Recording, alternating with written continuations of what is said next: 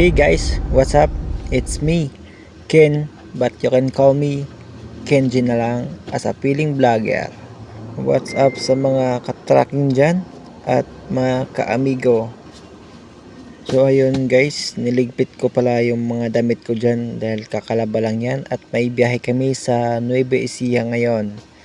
So mamayang gabi ay aayusin ko na ang mga papel at shipment para maayos na yung mga karga. So maghihintay na lang kami kasi mamaya pa ang call time.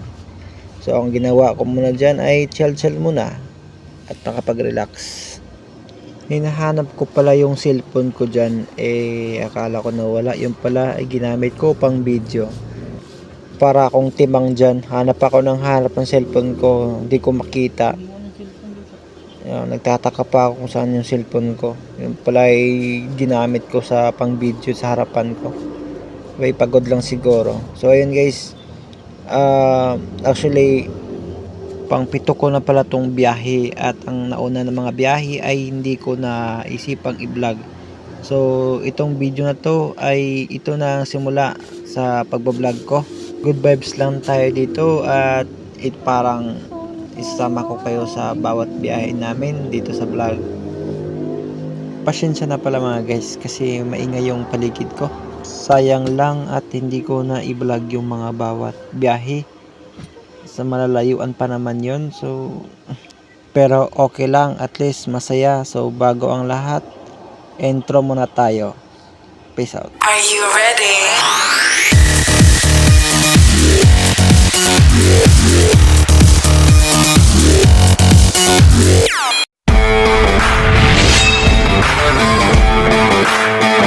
Girl, I got you so. Girl, I got you so.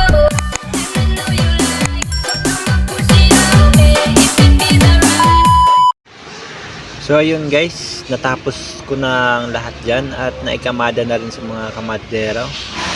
So ang ginawa ko na lang dyan ay chinek ko na lang kung mayroon bang sira o wala. Gulong ba, maayos ba, lahat inayos ko na. So ayun guys, alis na kami at hindi ko na i-video ang iba pa kasi bawal ang cellphone sa loob. Not allowed ang cellphone sa loob. So ayan, papalabas na kami sa warehouse na to. So shout out pala sa ibang mga driver dyan, mga ka-tracking, mga katropa, mga ka-amigo, shout out sa inyo. Yan, dami sa gilid. Papagabi man o paumaga, pag may biyahe, may biyahe. Pag walang biyahe, okay lang din. So mga ayun mga kapwa ka-tracking dyan, shout out sa inyo. Dito ang dami dyan traffic. 12 sleepless hours later. So what's up guys, kakagising ko lang. Minsan kasi pag nasa biyahe natutulog ako para makapagpahinga kasi walang oras na pinipili pag may shipment, may karga. So shout out pala dyan sa mga katropa ko, mga katropa namin, katropa natin lahat. So shout out sa inyo dahil ang sisipag nyo. Ayan, tingnan nyo naman kung paano nila ginawa yung pagbayanihan nila.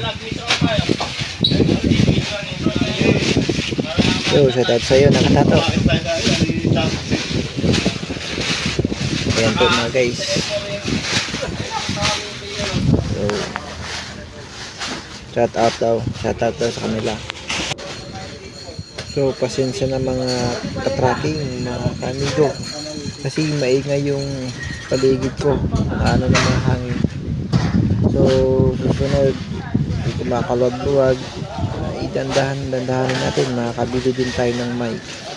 So sa ngayon ay cellphone mo lang muna at ini-enjoy natin ang bawat sandali. So mga katropa, shout out sa inyo. So yan guys, kung paano nila pagbabayanihan ng mga gawain para mapabilis ang pag-diskarga.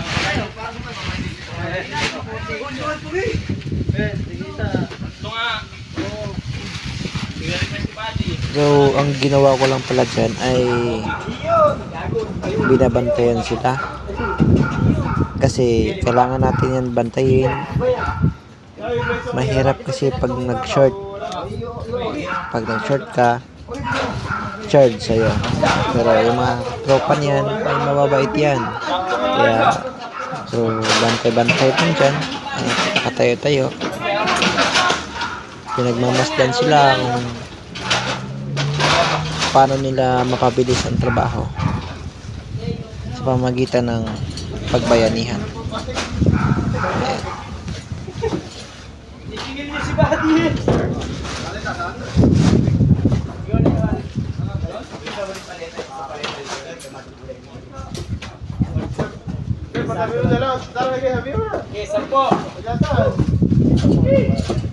So, sarap sa'yo napanyo.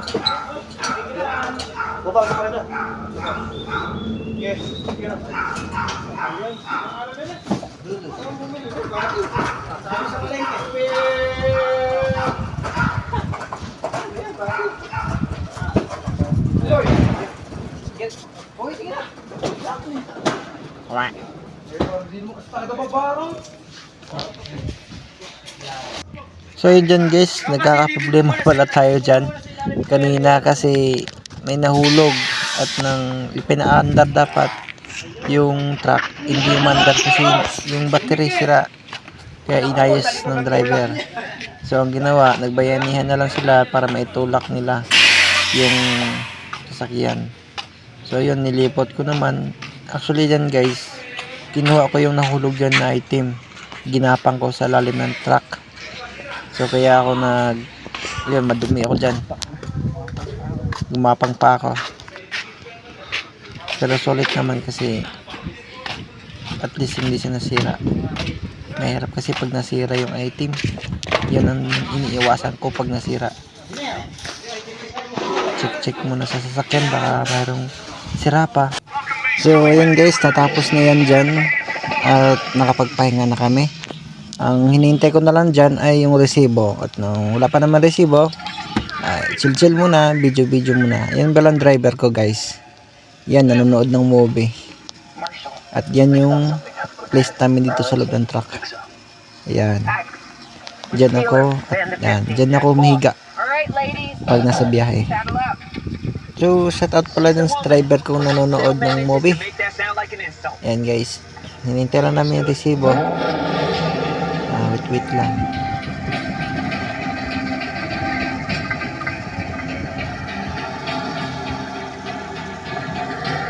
Yan, busy panood ng movie. Hagad yung pagmumukha ko. So hanggang dito na lang guys. Bye bye.